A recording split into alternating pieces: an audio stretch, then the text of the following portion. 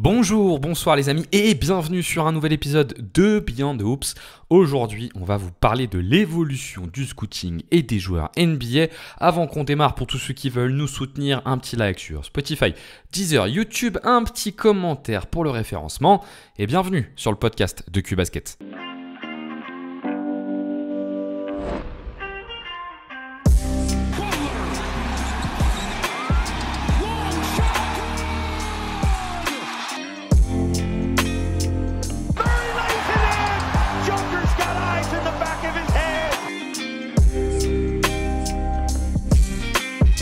Mitchell has his head up, takes the liver feet. Oh my!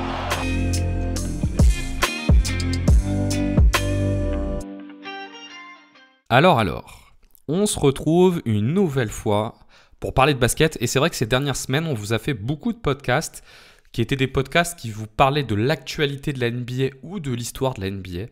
Et on avait envie, aussi parce qu'on a l'habitude d'alterner, de vous faire un podcast aujourd'hui un peu plus sur le fond et sur quelque chose qu'on va un petit peu problématiser, théoriser. En l'occurrence, on va essayer de regarder comment les équipes NBA ont évolué sur leur processus de sélection des joueurs à la draft. L'idée, c'est qu'on puisse se faire une petite itération sur les questions de scouting et les questions d'évolution du scouting de la part des équipes NBA en se posant notamment 2-3 questions, mais je ne vais pas me lancer dans un monologue, on va expliquer ça après. Et pour travailler ce sujet-là, on est avec Jérém. Salut Jérém, comment ça va ? Bah écoute, ça va. Très content de faire ce podcast. Ça fait un moment qu'on en parle, toi et moi. Je pense que ça fait presque 2 mois maintenant qu'on en discute et qu'on avait envie de le faire. Et ouais, je suis curieux de voir ce que ça va donner parce que c'est un peu une aventure. On ne sait pas exactement où on va avec celui-là, quoi. Ouais, parce qu'on peut peut-être d'ailleurs, avant de se lancer sur la problématique, réexpliquer un peu comment on y est venu, ce qui donnera aussi un petit peu d'informations. En fait, la première question qu'on s'était posée, c'était de se dire, est-ce qu'on ferait pas un bilan du tanking ? On va dire, c'est un peu plus de 10 ans maintenant après le début du tanking. Je ne sais pas exactement à quand on peut le noter, mais une dizaine d'années après le tanking, on s'est dit, est-ce qu'on pourrait pas en faire un petit peu un bilan pour voir si ça a marché et si effectivement cette stratégie du tanking a fonctionné, sachant que si on prend l'équipe idoine du tanking, c'est les Sixers. Je ne sais pas ce que tu en penses, si on considère que le titre est la symbolique d'un process réussi, mais pour le coup, ils n'ont pas été champions, donc on peut dire que ça n'a pas complètement marché pour le coup. Je suis pas d'accord, mais en fait, pour moi, le problème, c'est qu'effectivement, le tanking, on le nomme avec Sam Hinkie, en fait, des Sixers, mais il se fait licencier bien avant d'avoir fini le process. Et du coup, derrière, en fait, pour moi, ils ont vraiment galvaudé tout le travail qu'il a fait parce qu'en fait, ils ont dilapidé en faisant un peu n'importe quoi tous les assets qu'il avait accumulés. Mais par contre, c'est vrai que le tanking, en fait, je pense qu'il était là avant, mais qu'il est vraiment nommé avec Sam Hinkie qui va beaucoup plus loin, quoi. Est-ce que ce dont on s'est rendu compte en essayant de travailler là-dessus, c'est surtout on a constaté l'évolution du jeu et l'impact de l'évolution du jeu sur les sélections à la draft et la difficulté pour les équipes en fait de bien choisir. C'est-à-dire que on s'est rendu compte en approfondissant un peu le sujet, mais Jérém va un peu vous reproblématiser tout ça, qu'en fait il est devenu avec le temps plus difficile de bien choisir ses joueurs et qu'on a eu l'impression qu'en fait le fond du sujet c'était plutôt le fait que c'est plus difficile de bien choisir ses joueurs et du coup d'essayer de comprendre pourquoi. Donc on va essayer de vous parler de tout ça là durant, je ne sais pas du tout combien de temps va durer le podcast, on va voir, même nous je crois qu'on ne le sait pas trop, 1 heure, 1 heure et demie, on verra bien. Mais l'idée voilà, c'est qu'on fasse cette petite itération et surtout qu'on puisse échanger avec vous sur ce que vous en pensez, si vous avez des questions, des précisions, on essaiera de les apporter. Jérém, peut-être que ce que je peux te proposer pour qu'on démarre, là on démarre un peu tambour, mais je pense que le podcast peut être long, c'est pas plus mal. Il faut, ouais. Et bah c'est justement que tu nous poses un petit peu la problématique de notre podcast et ensuite on ira dans le détail. Ouais, parce que tu vois, tu parles de l'origine de ce podcast. Donc effectivement, on avait eu un peu un débat en interne autour du tanking et ça nous avait amené à avoir l'idée de ce podcast. Mais il y avait aussi pour moi toutes les réflexions qu'on avait pu se faire pendant ces playoffs où plus les playoffs avançaient et plus on se disait tiens, c'est marrant la construction des équipes. On est beaucoup sur des effectifs très denses avec pas forcément un grand nombre de stars dans les équipes qui sont allées au bout. Et je trouvais que la finale NBA qu'on a eue cette année, qui opposait le Thunder et les Pacers, était vraiment à l'image de ça, parce qu'on avait d'un côté une équipe du Thunder où il y avait en réalité dans le 5 de départ un seul joueur qui était un vrai top pick de draft qui était Chet Holmgren et qui n'était pas la pièce centrale de l'effectif puisque la star était en soi Shai Gilgeous-Alexander, et en face une équipe des Pacers où il y avait aucun joueur sélectionné dans le top 10, et il y avait énormément en fait dans ces effectifs de joueurs au global qui étaient plutôt des lottery picks, des fins de premier choix de draft, des seconds tours de draft.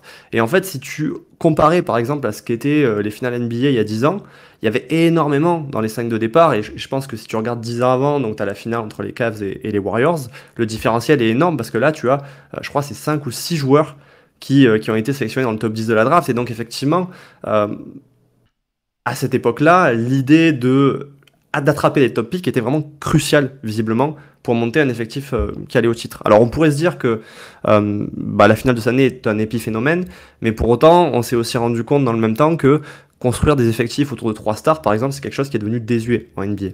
Et donc moi, ça m'a amené ça m'a donné l'envie de creuser, et effectivement en creusant j'ai un petit peu dévié le sujet de ce podcast qui, au lieu d'être un débat sur le tanking comme on l'avait imaginé à l'origine, se dirige plus sur l'idée que peut-être que les franchises NBA sont devenues moins bonnes pour drafter, ou tout du moins moins bonnes pour détecter les futurs superstars avec un top 5 dans la draft. Et effectivement c'est quelque chose qui se repère pour moi quand j'ai fait des recherches, et l'idée c'était de voir quand est-ce que ça avait commencé, et puis de voir toutes les explications qui pouvaient expliquer de pourquoi finalement, alors que on est dans une ère où on n'a jamais eu autant accès à la donnée, et dans une ère où les staffs de scouting ont été multipliés en NBA. Les structures des staffs de scouting entre les années 90 et aujourd'hui n'ont plus commune mesure. Et pour autant, c'est devenu plus dur de drafter. Donc c'était se dire pourquoi, comment, et surtout quand est-ce que ça commence, quoi. Oui, parce qu'effectivement, on pourrait avoir une forme de contradiction entre un système avançant dans le temps, où on a de plus en plus d'outils pour bien sélectionner, et le fait qu'on sélectionne, allez, je ne sais pas si c'est de plus en plus mal, mais en tout cas de manière de moins en moins fiable, pour le coup. Et c'est vrai que d'ailleurs, c'est presque une pièce qu'on peut mettre dans la machine des gens qui valident le eye contact, quoi. C'est de dire, ah ouais, mais regardez... Enfin, je m'embarque un peu, mais regardez, en fait, il y a 20 ans, on sélectionnait mieux, alors qu'on n'avait pas toutes ces données. Il y a un sujet que je pense qu'on abordera aussi un peu au travers du podcast, c'est le sujet presque de la post-formation, aussi dans une NBA où les joueurs arrivent peut-être un peu plus jeunes qu'avant. Et c'est vrai que les équipes sont devenues des espaces de formation, et le tanking aussi est aussi un espace de formation. Une équipe qui tank, c'est aussi une équipe qui va donner du temps à des joueurs pour se développer, là où avant c'était peut-être un petit peu différent. Peut-être que, Jérôme, tu peux te lancer justement un peu dans les constats que tu as pu faire. Ouais. Alors, en fait, je me suis demandé comment on pouvait faire pour évaluer effectivement comment avaient été sélectionnés les meilleurs joueurs de la ligue. Alors, la première chose que je me suis dit, c'était que si on se basait sur les finales NBA, par exemple, c'était un peu réducteur, parce que finalement, c'est 2 équipes sur 30. Si on se basait sur les MVP, effectivement, il y en a un par an. Donc là, ça fait 5 ans qu'on a un joueur qui a trusté 3 des 5 MVP. Donc oui, c'est une exception, Nikola Jokic. Mais je me suis basé sur les All-NBA Teams. Donc la première chose que j'ai regardé, c'est en 2025, si on regarde les All-NBA Teams, combien on a de joueurs dans le top 5, combien on a de joueurs qui sont pris entre le top 6 et le top 10, et combien on a de joueurs qui vont au-delà de ça. Donc le constat que je fais, c'est que on a quand même encore pas mal de joueurs qui sont sélectionnés très haut, hein, vu qu'on a 7 joueurs qui sont sélectionnés dans le top 5 et un joueur entre le top 6 et 10. Donc on a quand même la moitié des All-NBA Teams aujourd'hui, 53% des joueurs qui sont quand même des hauts choix de draft. Il y a Jason Tatum, il y a LeBron James, il y a Evan Mobley, il y a Anthony Edwards, il y a Stephen Curry qui est 7ème, il y a James Harden, il y a Karl Anthony Towns qui est un premier choix de draft, et Cade Cunningham aussi. Donc on peut se dire bon, ça marche pas si mal. Le truc qui m'a choqué, et c'est dans le comparatif que je ferai avec les équipes du passé que vraiment ça m'a étonné, c'est que je me suis dit tiens, c'est marrant, il y a un truc qui est différent déjà aujourd'hui des époques passées, c'est que dans les NBA Team, on a encore des joueurs qui ont été draftés il y a 15-20 ans. On a LeBron James, on a Stephen Curry, on a James Harden, on a des joueurs qui ont été draftés, on va dire, bien avant le constat que nous, on avait un petit peu commencé à faire pendant qu'on parlait des playoffs tous les deux cette année, c'était que, effectivement, pour nous, il y avait une bascule dans les années 2010. Effectivement, quand on retirait ces joueurs-là, on arrivait en fait à 40% des joueurs qui, en réalité, ont été pris haut dans la draft. Et après, on a beaucoup de joueurs qui sont des lottery picks ou plus loin. Par exemple, des Jalen Brunson ou des Nikola Jokic. suis remonté 20 ans en arrière. Je me suis posé la question, j'ai regardé. Et 20 ans en arrière, déjà, il n'y avait pas de joueurs qui avaient 33, 35, 38 ans ou encore moins 40 ans. Et bah, le constat, c'est qu'on avait autant de joueurs dans le top 5 pour autant et beaucoup plus de joueurs qui avaient été pris dans le top 10. On était à 73%, là pour le coup, de joueurs qui étaient pris haut placés. Et le pire, c'est que cette année-là, c'est ça que je me suis rendu compte, c'est que c'était un peu une exception l'année 2005 parce qu'on avait notamment Gilbert Arenas et Ben Wallace qui s'étaient un petit peu immiscés. Et Ben Wallace, c'est un joueur non drafté, donc c'est vraiment, on est sur l'exception ultime.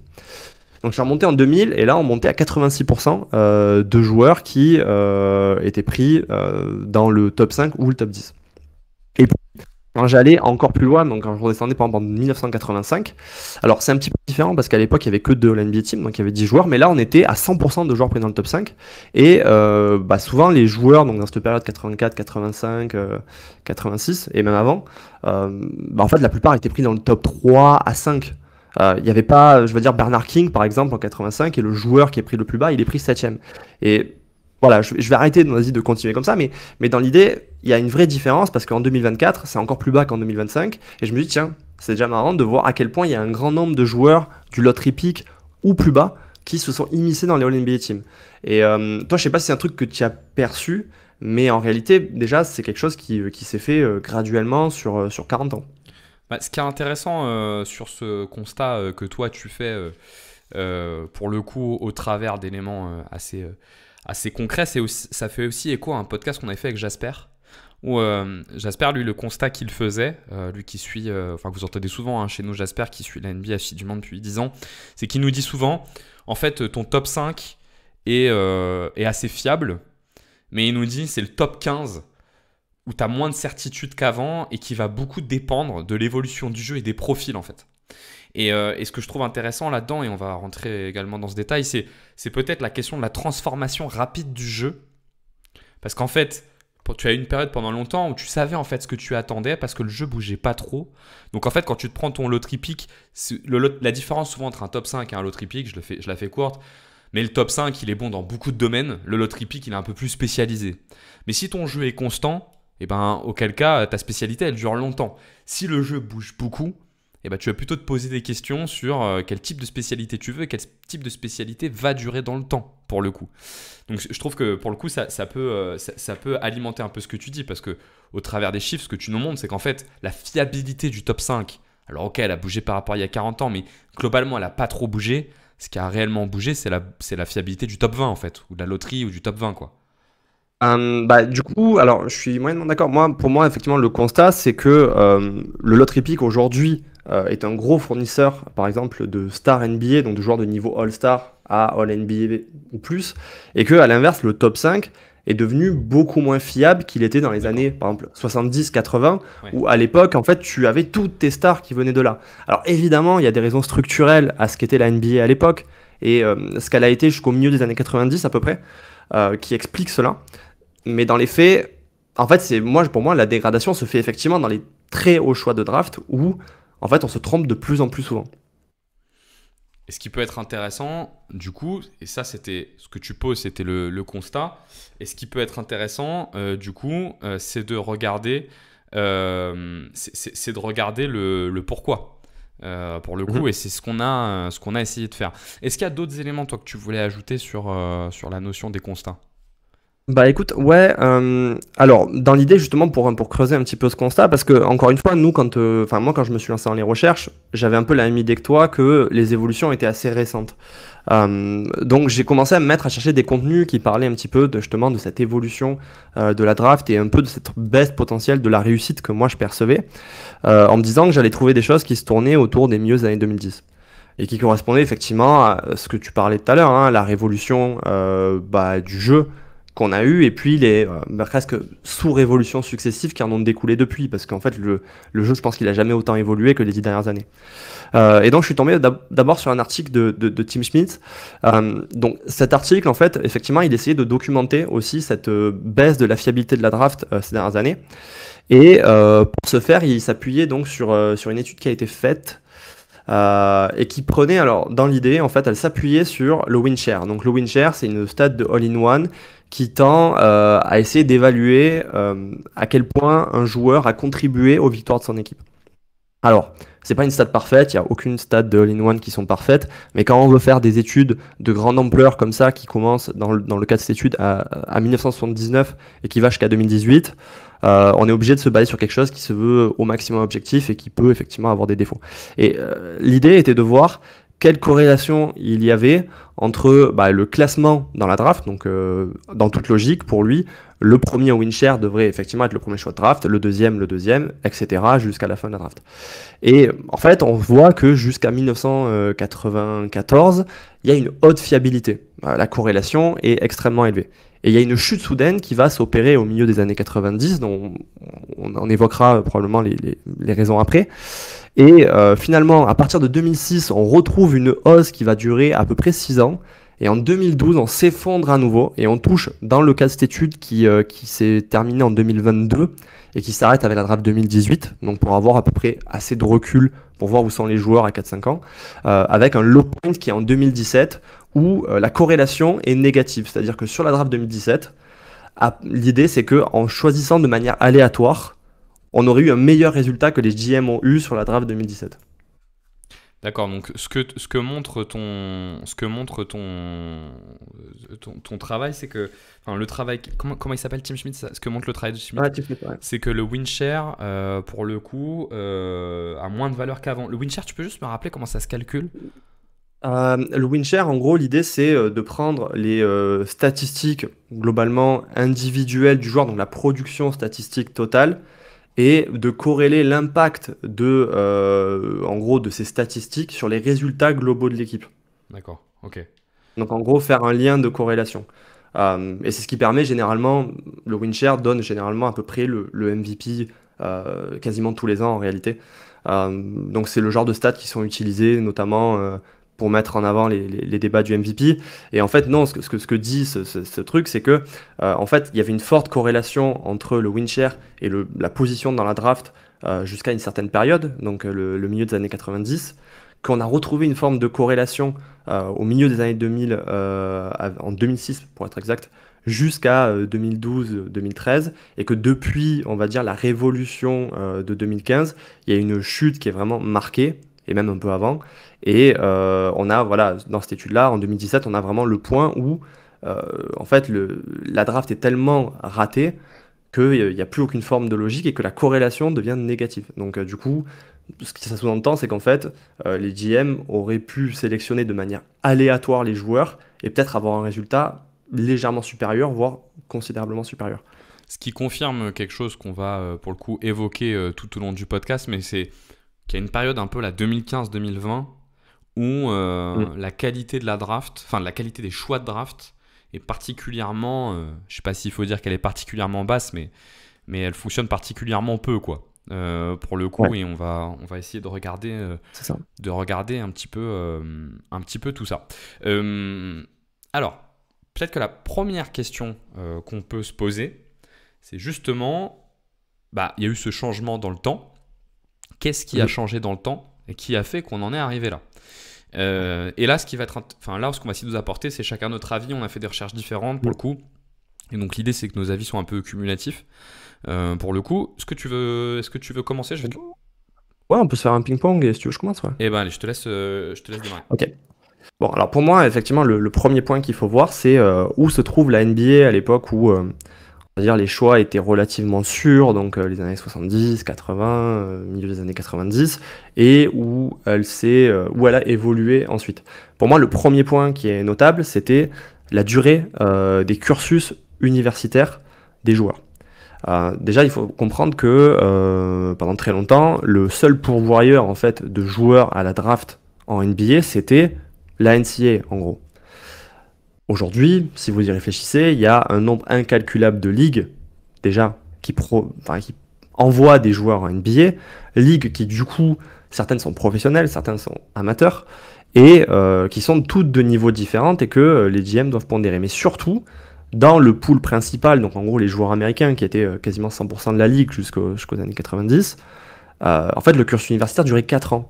Donc quand vous alliez sélectionner un joueur à la draft, au lieu d'avoir comme aujourd'hui un an de recul, parce que les top prospects, généralement, sont ceux qui sont pris en haut et qui font des one and done, donc une seule saison en NCAA.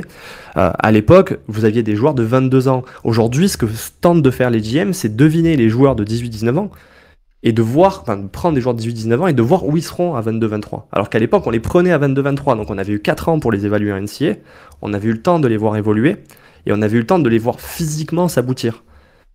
Et donc, effectivement, ça fait une différence majeure. Oui, parce que la question que pose le constat que tu fais, elle est tout autant, est-ce qu'on a une baisse du talent du top 5 ou est-ce qu'on a une augmentation du talent du top 60, en fait? Parce que Exactement. naturellement, on pourrait se dire, le top 5, il est plus dans les NBA, donc en fait, le top 5, il a perdu en qualité. Et ça, c'est le premier élément que toi, tu peux ajouter avec la question de la fiabilité pour le coup de tes joueurs qui arrivent en NBA parce qu'ils ont fait 3-4 ans. NCAA, on le voit, si vous prenez des joueurs, je sais pas moi, comme Rémi Raquez Jr. ou Dalton Neck, qui sont les 2 derniers joueurs qui ont fait des cursus complets, on voit bien quand ils arrivent en NBA, leur marge d'évolution, elle est relativement faible. Ou si vous prenez Malcolm Brogdon, par exemple, qui est l'un des derniers gros rookies à être resté longtemps en NCAA, ils évoluent plus beaucoup, donc c'est presque des produits finis, pour le coup. Et aujourd'hui, effectivement, n'est pas le cas. Et il y a le deuxième élément. Et on peut prendre... Ouais, pardon, vas-y.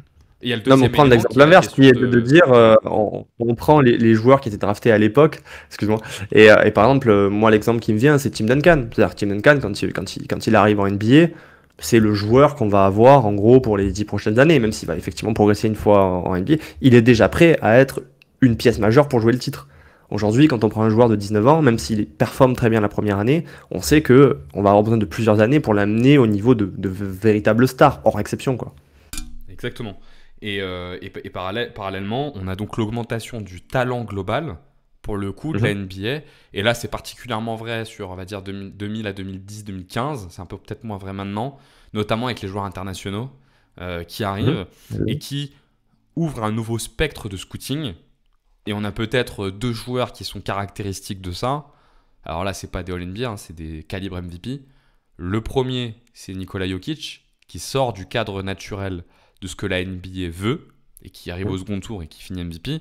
Et le deuxième, c'est non pas Giannis, qui pour le coup, lui, était complètement dans les normes de ce que cherchait la NBA, mais Luka Doncic, qui certes est un top 10, mais qui, pour tous les Européens, il n'y avait aucun doute sur le fait que c'est un talent top 1, mais pour les Américains, il y avait encore une certaine forme de doute, et ça pose la question de comment on doit regarder tout ça. Ouais, tout à fait. Ouais. Exactement. Pour le coup. Et pour aller plus loin, en fait, c'est toute la difficulté aujourd'hui du scouting, c'est à la fois effectivement d'analyser les joueurs pour ce qu'ils sont, mais aussi d'évaluer le contexte. Et donc ça demande 2 travail, parce que comment tu évalues un joueur comme Luka Doncic, qui est une star d'une équipe d'Euroleague, versus un joueur qui est dans une équipe NCAA, versus des joueurs qui à une époque allaient en J-League, versus des joueurs qui vont en NBL, donc je crois que c'est la Ligue australienne, il me semble.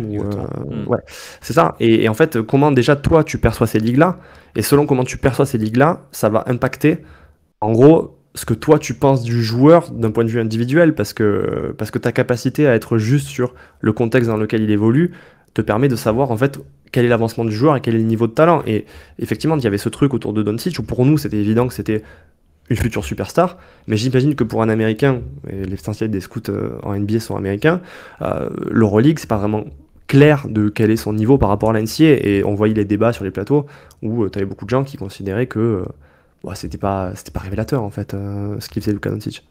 Ce qui d'ailleurs s'est sans doute clarifié depuis. Parce qu'on est sur 2018, c'était peut-être pas très clair à ce moment-là. Et moi, je peux apporter du coup un deuxième argument dans le prolongement de ça. C'est qu'en fait, on a, quand tu regardes en fait les sélections de 2010, effectivement, à un moment donné où les sources de talent explosent et où donc les scouts NBA sont en recherche de repères pour savoir comment les évaluer, et là, on va apporter pas mal d'éléments là-dessus, mais c'est qu'on a quand même eu une phase dans les années 2010 de concentration du scouting autour des qualités athlétiques. C'est-à-dire que dans le doute du talent du joueur, en fait, on s'en réfère aux qualités athlétiques pour justement aller chercher un peu de certitude. Et ce qu'on a constaté quand même sur ces joueurs-là, on en a vu beaucoup. Alors je vais prendre après un exemple spécifique avec le Magic, mais ce qu'on a constaté avec ces joueurs-là, c'est que tous ces phénomènes athlétiques là qu'on avait dans les années 2010 dont on attendait de pouvoir les polir. Donc je vous parle certainement pas de joueurs qui avaient déjà une certaine forme de technique ou de sens du jeu, mais plutôt de joueurs qui étaient surtout des énergumènes athlétiques, type, je sais pas moi, Hashim Thabit par exemple, pour le coup. Et bah là, on a constaté quand même énormément d'échecs. Et c'est vrai qu'il y a eu quand même cette phase-là dans la NBA d'hyper-concentration sur ces profils-là. Et il y a une franchise qui a été un peu la synthèse de cette dynamique durant ces 10 années-là. Et donc, je vais vous parler du Orlando Magic et des choix de draft du Orlando Magic de 2012 à 2019, et notamment des choix de premier tour. Donc, si vous les prenez dans l'ordre, vous avez Victor Oladipo. Victor Oladipo, si vous reprenez son scouting quand il arrive en NBA, c'est pas une draft très très forte, hein, mais il arrive avec vraiment l'assurance que c'est un super athlète pour le coup. Le shoot n'est pas complètement stabilisé, le dribble non plus. L'IQ, on a un peu du mal à voir, mais par contre, c'est un super athlète. L'année qui suit, ils prennent Aaron Gordon. Aaron Gordon, on est sur le même profil. Les 2 années qui suivent, ils prennent Hezonja. Hezonja était un joueur qui était plutôt calibré comme un profil athlétique assez impressionnant. Et Sabonis, qui vous allez voir est un peu l'exception pour le coup dans ce qu'on va voir. Là, je vous prends que les premiers tours. Et alors après, on bascule dans le total Luby Magic avec Jonathan Isaac, avec Mo Bamba et avec Chuma Okeke, par exemple, sur 2017, 2018, 2019, qui sont à chaque fois des cyberathlètes, quoi, pour le coup. Et il me semble que d'ailleurs c'est la période où en fait l'ancien GM des Bucks débarque, ancien GM qui avait notamment drafté Giannis et qui du coup en fait essaye de refaire un peu le coup en prenant un freak athlétique, et c'est ce qu'il recherche tous les ans à partir de là, quoi. Exactement, parce que tu retrouves un peu, pour le coup, la lubie, effectivement, tu as raison, à la Giannis, là, de réussir à trouver ce pic-là. Et là, on vous parle de joueurs, on est sur Victor Oladipo, numéro 2 de la draft, Aaron Gordon, numéro 4, Mario Hezonja, numéro 5, Sabonis, c'est l'exception, numéro 11, Jonathan Isaac, numéro 6, Mo Bamba, numéro 6, et Chuma Okeke, numéro 16. Donc, tu vois, tu es vraiment à chaque fois sur des hauts pics de draft. Si vous faites le bilan de ces joueurs-là, Oladipo n'a pas eu une carrière de pick numéro 2, pour le coup. Aaron Gordon est sans doute celui qui s'en sort le mieux là-dedans, fait une vraie belle carrière, peut-être pas une carrière non plus de niveau top 5 NBA, en tout cas ce qu'on pourrait attendre d'un top 5 NBA. Hezonja n'a pas fait carrière en NBA, Sabonis c'est plutôt très bien pour un 11. Isaac, le bilan, on adore tous Jonathan Isaac, mais le bilan il est pas bon pour un top 6, même si les blessures ont beaucoup joué. Mo Bamba, le bilan est très mauvais. Et Chuma Okeke, c'est encore un peu tôt, il y a eu beaucoup de blessures, enfin là c'est encore un peu particulier. Il sera pas au niveau de où il a été drafté, je pense. Et ce qui ressort en fait dans tous ces profils-là, c'est que on s'est appuyé sur des métriques vraiment de physique avant de vraiment sentir vraiment le niveau du joueur et le niveau technique du joueur. Et effectivement, le Orlando Magic était une forme d'expérience ratée qui, pour moi, peut-être on est rentré plus en détail après dessus, mais représente aussi des erreurs de scouting ou des choix de scouting qui peut-être n'aide pas à trouver des superstars, parce que par exemple Aaron Gordon, qui est celui qui a le mieux réussi, avait effectivement un potentiel offensif certain, mais qui était quand même limité par rapport à un top 5 de draft, quoi. Exactement, ouais, tout à fait. Et donc ça, c'est le premier constat qu'on peut faire sur le Magic. Et je me permets d'ajouter du coup un autre point que je voulais évoquer, c'est qu'on voit quand même une transformation de cette façon de voir la NBA. Alors après, on va apporter pas mal d'éléments pour que vous puissiez comprendre cette période-là qui est assez charnière.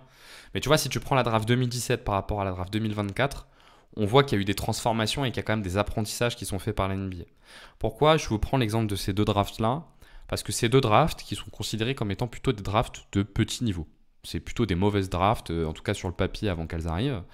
Et on a essayé d'aller regarder quels étaient les profils qui étaient pris dans le top 20 de ces 2 drafts. Si vous regardez la draft de 2017, en fait, sur la draft de 2017, dans le top 20, vous avez un seul joueur qui n'est pas un profil de très fort athlète, c'est Luke Kennard. Mais sur tous les autres joueurs que vous avez, vous êtes tout le temps sur des joueurs qui sont avant tout des très gros athlètes, avec des très grosses dimensions physiques, enfin des très imposantes et impressionnantes dimensions physiques. Et pour le coup, on les a même très très hauts. Vous avez Markelle Fultz en numéro 1, par exemple, alors qu'il avait un shoot qui n'était pas stabilisé. Vous avez Josh Jackson en numéro 4, qui a pour le coup vraiment pas fait grand-chose. Jonathan Isaac, on en a parlé. Vous avez Frank Ntilikina en 8. Vous avez Dennis Smith Jr. en 9. Donc tu vois, dans le top 10, tu as beaucoup de joueurs qui sont vraiment hyper forts athlétiquement. Super athlète, ouais. Et là, oui, on est même assez haut. Et pour le coup, À l'inverse, si vous regardez 2024, quand vous prenez 2024, on n'a pas du tout le même schéma sur cette draft-là. Si vous prenez le top 17, et ben en fait, vous trouvez pas mal de joueurs qui ne sont pas des hyper athlètes formatés, mais plutôt des bons basketteurs. Je pense à Shepard, par exemple, on verra ce qu'il fait, mais qui est pris top 3 et qui est un bon athlète, mais qui a surtout un profil de fort shooter, joueur intelligent sur le pic, bon défenseur. On a la doublette de pivot avec Klingan et Eddy, qui sont plutôt pris parce que c'est des joueurs grands avec des bonnes mains et qui apportent cette certitude-là. Vous avez le Dalton Knecht, pour le coup, qui est là vraiment le profil même du joueur universitaire qui a fini sa formation, bon shooter et bonne compréhension du jeu. Et vous avez en 17 McCain, qui a un bon pétard au premier pas, mais bon, on n'est pas du tout sur les profils, je sais pas moi, la Vanderbilt pour reprendre Orlando qu'ils ont pu prendre à un moment. On est quand même sur un profil un peu plus créatif. On pourrait presque ajouter Rémi Raquez Jr. sur la draft de l'année dernière, qui poursuit un peu cette logique-là. Pour le coup. Ouais, non mais clairement, et en fait tu vois que c'est quelque chose qui va et vient, mais que la période de trou par exemple qui était effectivement repérée par l'article de Tim Smith, donc qui correspond à cette période un peu 2015-2020 où je pense que l'idée notamment était d'aller chercher des joueurs qui puissent notamment évoluer dans ce basket qui s'écartait et donc puissent défendre dans ce basket qui s'écartait, était vraiment prégnant. Alors que quelques années avant, par exemple, toi tu prends la draft 2024, la draft 2013 qui est considérée comme une autre des drafts historiquement faibles, on préférait des joueurs qui avaient des profils un peu plus techniques à des Giannis, par exemple, qui va être drafté en fin de lottery pick, versus par exemple Anthony Bennett qui est un premier choix et qui était clairement pas physiquement un profil idoine pour la NBA. Et effectivement, il y a une sorte de va-et-vient permanent qu'on peut aussi opposer, si on remonte quelques années avant, à cette période où on voulait uniquement des pivots qui étaient des forts protecteurs de cercle et des rim runners, et où on a enchaîné un peu tous les pics ratés dont tu parlais, les Hashim Thabit, les Quinn Brown, parce que finalement, à l'époque, le modèle ultime, c'est un physique avant d'être un joueur technique, et les joueurs un petit peu comme Nikola Jokic plus tard étaient plus du tout accepté. Et Nikola Jokic d'ailleurs en 2015 est clairement exclu un petit peu parce que il correspond pas à ce profil de défenseur qu'on retrouve sur le poste de pivot. Donc c'est vrai qu'il y a une tendance de la NBA à regarder un peu les outils physiques avant vraiment les qualités basket du joueur, parce que c'est des intangibles qu'on pense pouvoir, dans le pire des cas, pouvoir utiliser. Alors qu'un joueur sur lequel on se rate et qui est uniquement un joueur technique et pas un joueur dans les normes athlétiques de la NBA, on se dit que c'est juste un joueur qui sera un buzz, quoi. Pour illustrer ce que tu dis sur l'année 2013, pour qu'on puisse illustrer avec des exemples, vous avez sur l'année 2013 Nerlens Noel qui est pris après Alex Len et Cody Zeller. Donc vraiment là, le profil hyper athlétique est pris plus tard que les profils un peu plus techniques, compréhension du jeu. Et le profil de Giannis Antetokounmpo est pris après Anthony Bennett et Otto Porter Jr. Pour le coup. Et je pense d'ailleurs que, je sais pas ce que tu en penses, mais je pense que Giannis a marqué un vrai tournant d'ailleurs là-dedans. Parce que, après, ouais, vas-y. Parce que le développement de Giannis a un peu fait dire, en fait, si vous avez un physique complètement hors du commun, on arrivera à construire des éléments techniques et de compréhension du jeu autour, parce qu'en fait, la vraie rareté, elle est dans l'exceptionnalité physique, pour le coup. Et effectivement, on a pris l'exemple d'Orlando, qui a complètement dupliqué, pour le coup, cette vision-là du scouting. Et oui, je pense qu'il faut prendre en compte aussi... je sais pas si c'est vraiment que les scouts qui rentrent là-dedans ou si c'est plutôt en fait l'ensemble des franchises NBA qui poussent les scouts un peu à cette recherche-là, mais que je pense que si tu t'amuses à découper un peu les périodes de draft et les joueurs qui vont être les plus mis en avant, souvent il y a la recherche d'un futur quelqu'un.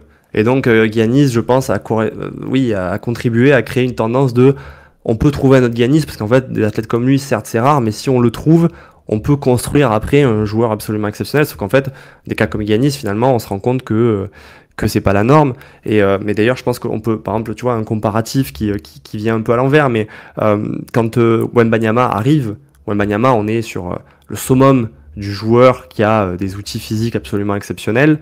Il y avait pas mal de gens en NBA qui disaient mais on a déjà vu ce que ça donne, il y a eu Bol Bol.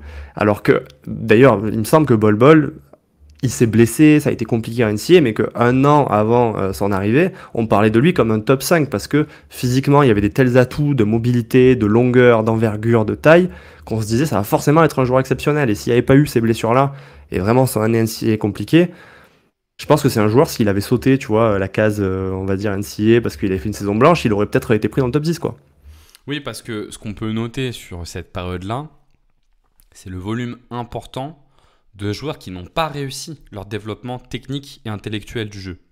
C'est sans doute ça d'ailleurs qui a fait la bascule à un moment donné. C'est-à-dire qu'on a eu énormément de tests d'athlètes très forts sur lesquels on a essayé de développer les qualités techniques et tactiques. Et finalement, il faudrait reprendre. Mais en fait, le seul sur lequel ça a marché, c'est Yanis. En fait, si tu sors de Yanis, il n'y en a pas vraiment d'autres sur lesquels ça a vraiment fonctionné, quoi, tu vois. Tous ces profils-là ont été pris à un niveau un peu au-dessus de ce qu'ils auraient dû être pris, pour le coup. Clairement. Mais encore une fois, je pense que ouais, c'est cette recherche. Donc, il y a eu la recherche de Giannis à une époque, comme avant ça, ou même, par exemple, on a vu combien de joueurs qui étaient labellisés de, entre guillemets, nouveau LeBron, tu vois. Ouais. Et ça, pour ce coup, cette recherche-là, j'ai l'impression qu'elle a duré plus de 15 ans, parce que le dernier joueur à qui on donne ce label, je crois que c'est Ben Simmons, quoi. Donc on a eu Andrew Wiggins, on a eu Ben Simmons, où dès qu'on voyait un ailier qui était long, qui avait des vraies qualités athlétiques et qui touchait un petit peu à tout, on cherchait systématiquement un nouveau LeBron. Donc je pense qu'effectivement il faut aussi prendre en compte cette aura de on veut trouver le nouveau joueur et que ce jeu des comparaisons, et moi c'est vrai que je l'avais un peu plus tard dans le podcast sur à quel point pour moi c'est délétère, mais ça joue effectivement un rôle crucial dans les erreurs de draft qui sont faites. Et c'est marrant parce que ça fait partie des trucs dont on pourrait se dire ça devrait aller dans le sens des GM. C'est-à-dire que dans les années 70, quand on draft des joueurs, on a beaucoup moins de recul sur les évolutions qu'ont pu avoir des prospects. Aujourd'hui, on pourrait se dire on a eu un tel panel d'évolutions qu'on est à peu près capable de deviner un joueur à peu près 19-20 ans où il va finir dans 5-10 ans. Et en fait, on se rend compte que plus on joue ce jeu des comparaisons et plus on se plante lamentablement. Ce qui est intéressant sur ce que tu évoques, je vous invite à aller regarder et à aller lire un article. Alors j'essaye de me rappeler, j'essaierai de vous le retrouver et de vous mettre dans la zone commentaire. Il me semble qu'il a été fait par ESPN sur l'histoire de la draft de Kevin Garnett et sur l'influence qu'elle a eu la draft de Kevin Garnett sur la façon dont on pensait la NBA. Pourquoi Kevin Garnett? Parce que Kevin Garnett, c'est un des premiers super athlètes sorti d'high school qui a été pris en NBA à un haut pick. Et en fait, l'article montre comment, donc c'est 1995, montre comment l'arrivée de Kevin Garnett dans la NBA a introduit la notion de post-formation à l'intérieur des franchises, et donc cette croyance que on est capable aussi de former a posteriori les joueurs. En fait, la question que tu peux te poser derrière, c'est est-ce que tu n'es pas sur un caractère spécial? Enfin, en fait, est-ce que c'est le caractère du joueur qui fait que tu arrives à le former comme ça, ou est-ce que c'est le fait que tu aies des éléments de formation? Mais là, c'est difficile de trouver une réponse, quoi, pour le coup. Oui, mais dans tous les cas, ce qui est certain, a priori, c'est que quand tu veux jouer le jeu de la post-formation, forcément, il y a beaucoup plus d'erreurs que quand tu as 3-4 ans de recul sur un joueur. Et c'était effectivement un des points de bascule que j'avais. Et tout à l'heure, quand j'évoquais l'étude de Tim Smith, où je disais qu'en fait, il y avait deux périodes où la qualité et la faculté des équipes à drafter juste dans le haut de la draft commence à chuter. Il y a 95 qui correspond effectivement à la première année où en gros des joueurs NBA arrivent tout droit sortis du lycée. En 94-95, on permet à des joueurs de sortir du lycée. Donc on crée en fait d'un coup deux parcours. À l'époque, il n'y avait que le parcours de t'es un joueur américain et tu arrives en NBA après un parcours universitaire, avec quelques exceptions de joueurs qui commençaient un petit peu effectivement à arriver d'Europe et du reste du monde, mais c'était vraiment anecdotique. Et donc, pendant les 10 ans qui vont suivre la draft 95, donc de 95 à 2005, on a tous les ans ou moins de 2 ou plus de 4 joueurs qui arriveront directement du lycée. Et donc Kevin Garnett, effectivement, par son caractère exceptionnel, remet en cause le système et on se dit ça peut peut-être le faire. Sauf qu'en fait, effectivement, c'est des joueurs sur lesquels on a du mal à se positionner. Mais si on enlève finalement les quelques cas qui ont réussi, c'est-à-dire en gros LeBron James en 2003 qui est la réussite ultime, Kevin Garnett, Kobe Bryant, en gros qui sont les trois principaux, en fait ce qui a fait chuter effectivement les franchises NBA, c'était qu'elles n'étaient pas capables d'évaluer en fait les joueurs du lycée où ils se trouvaient réellement en termes de talent.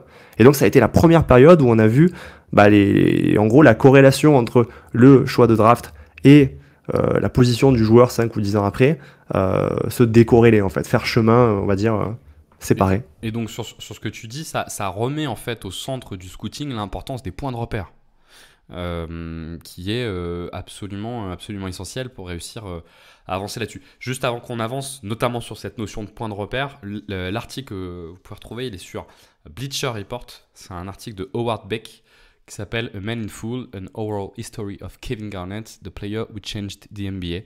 Et c'est passionnant, et justement, il vous raconte ça pour le coup, quoi. Et je pense que là, pour le coup, on pourra peut-être mettre en description un peu toutes les sources qu'on a Tout à fait. pour ce podcast, parce qu'il y a beaucoup, enfin, on n'a pas trouvé énormément, mais ce qu'on a trouvé pour le coup est très intéressant, donc ça vaut peut-être le coup de voir ou de lire selon les sources, quoi. Et dans ce qu'on évoque sur la question des repères, pour le coup, il y a un repère essentiel dont on parle peu en fait quand on parle de scouting, et à mon sens dont on parle insuffisamment. C'est la question à proprement parler du jeu NBA, pour le coup, et de l'évolution du jeu NBA. On l'a esquissé rapidement, mais on en parle souvent dans ce podcast-là de la vitesse à laquelle le jeu NBA évolue. Et donc forcément, quand vous cherchez des points de repère, vous cherchez des points de repère de la provenance, à savoir les sources de joueurs potentiels, mais vous cherchez aussi des points de repère de l'arrivée, à savoir la ligue en elle-même. Et pour le coup, une des difficultés qu'on scout, probablement, c'est de réussir à anticiper quels vont être les changements, pour le coup, en NBA. On peut prendre quelques exemples assez concrets qui vont vous parler pour le coup, mais qui aurait pu penser, il y a maintenant 7 ans, quand Shai Gilgeous-Alexander a été drafté, que la NBA aujourd'hui serait dominée par un joueur qui fait de l'isolation portée sur du mi-distance. Qui aurait même pu l'imaginer il y a 2 ans en fait. Absolument personne, parce que c'était pas du tout la méta de la NBA. Qui aurait pu penser qu'on aurait un retour de la... Alors ça s'est fait un retour des joueurs grands et forts, et notamment des postes 4 qui sont forts défenseurs, forts rebondeurs, comme on l'a avec Evan Mobley par exemple, parce qu'en fait, depuis 1 an et demi, c'est dessiné la question de la bataille des possessions comme étant centrale au travers de Tom Thibodeau, comme étant centrale dans le jeu NBA. Et ça, c'est des choses qui sont à venir. Qui aurait pu imaginer aussi qu'on aurait une espèce d'arrivée de changement sur les 5 fuyants. À un moment donné, on s'est dit, mais en fait, le spacing à outrance, c'est génial. Donc, on a pris plein de 5 fuyants. Et puis, on commence à avoir un changement. Quand tu prends Alexa et Holmgren, en fait, tu te dis, bon, en fait, c'est peut-être pas des postes 5, c'est peut-être des postes 4. Et pour autant, en fait, au moment où tu les drafts, tu te dis, en fait, l'envergure, c'est génial et tout. Puis quand ils jouent, tu te dis, putain, mais en fait, ils sont un peu frêles. Il faudra peut-être les décaler en poste 4. Enfin, la NBA est en mouvement en permanence, pour le coup. Et ça, forcément, c'est à prendre en compte dans le scouting. Oui, et pour autant, je pense que tu le prends pas en compte dans le scouting, parce que comme on disait, quand tu draftes, en fait, tu es forcément en retard. Parce que tu draftes pour des exemples, des évolutions qui sont arrivées dans les 3, 4, 5 dernières années. Et je pense pas que tu puisses anticiper où sera la NBA dans 3-4 ans, en fait. Et c'est pour ça que aussi les GM se plantent. Et, enfin, les scouts et donc les GM avec eux. C'est que en réalité, le jeu bouge très vite. Et tes joueurs que tu draftes, en fait, vont vraiment arriver à un niveau, normalement, d'effectivité dans 3, 4, 5 ans. Donc en fait, tu passes ton temps à courir un peu après le score, mais aussi en courant après le score, tu crées aussi un peu les anomalies de demain. C'est-à-dire qu'effectivement, pourquoi Shai Gilgeous-Alexander n'est pas pris haut? Parce que c'est pas un shooter, et parce qu'à l'époque, on voit plutôt un meneur gestionnaire en lui, alors qu'en réalité, c'est pas ce qu'il va devenir. Donc déjà, il y a, je pense, une erreur sur ce qu'on pensait qu'il allait devenir. Et du coup, quand des années après, il se développe loin de ce que tu pensais, et dans un style qui, dans l'idée, est proscrit, en fait, tu vas peut-être créer une nouvelle tendance pour les années à venir. Sauf qu'en fait, la draft de Shai, c'était il y a 7 ans. donc en fait, tu peux pas, tu perds forcément à ce jeu-là, quoi.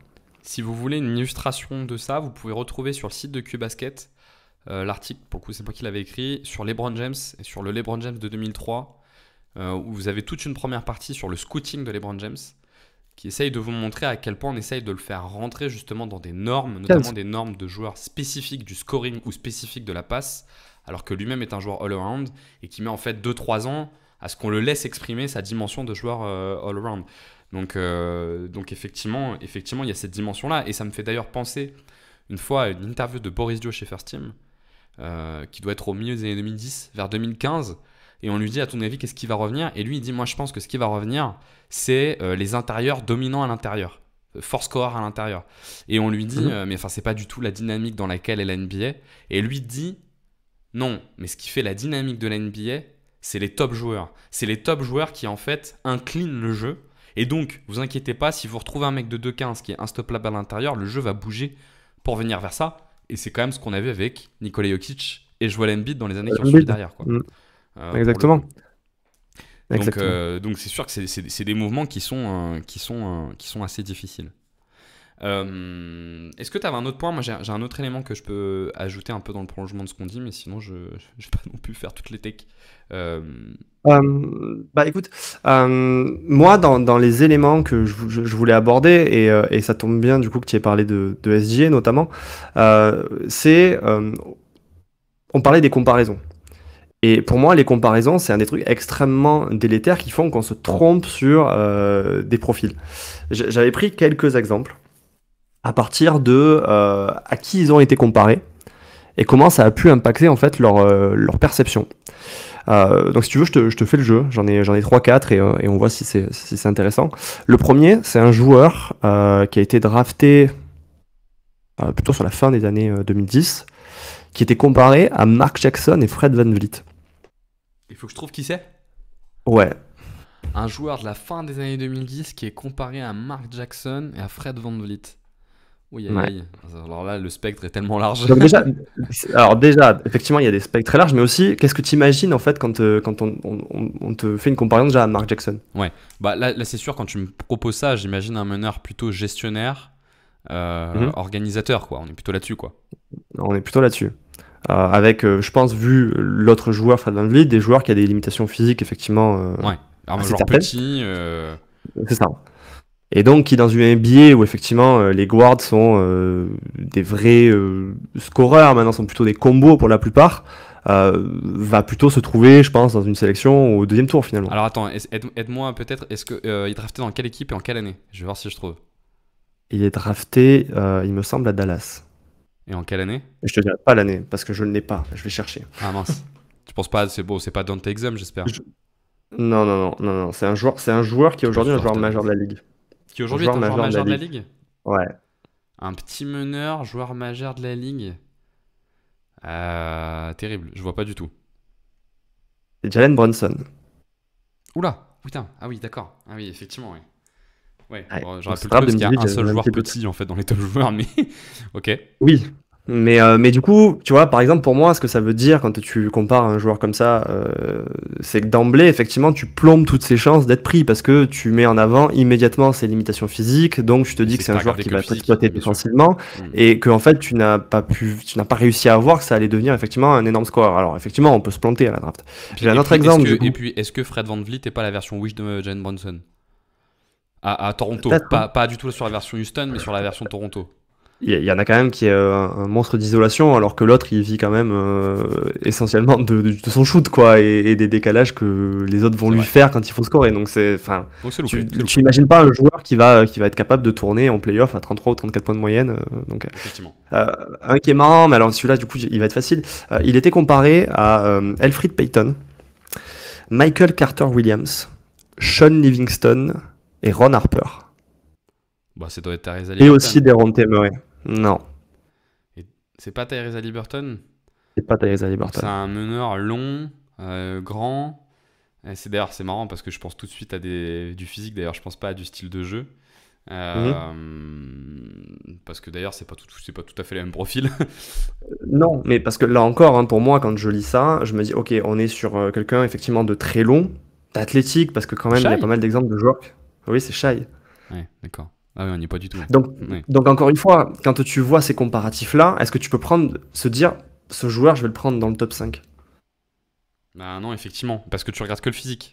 Et tu regardes pas ce qu'il fait de son physique. Oui, et en fait, tu imagines un joueur qui est pas du tout dans l'air du temps. Enfin, c'est un joueur qui n'a...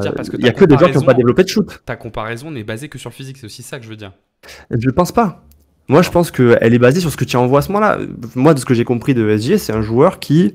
clairement ne montrait pas ce qu'il était capable de faire au scoring comme il peut le faire en NBA, mais qui était plutôt un gestionnaire.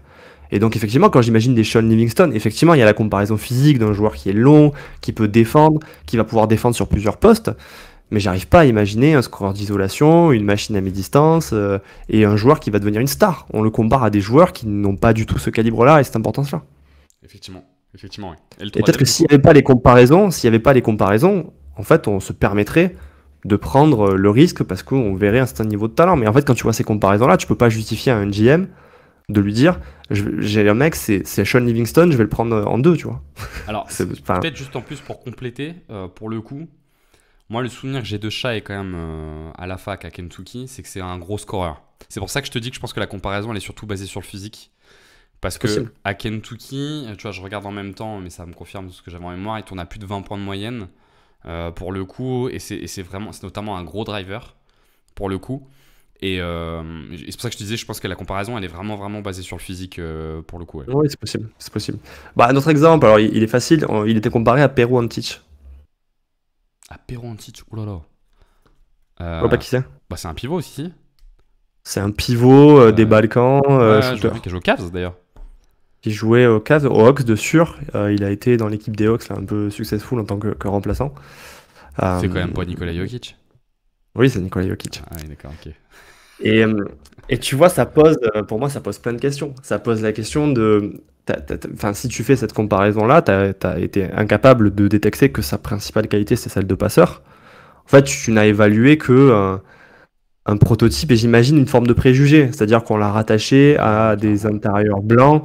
Alors, j'ai pas été complètement net, il a aussi été comparé à Boris Dio. Mais, euh, mais bon.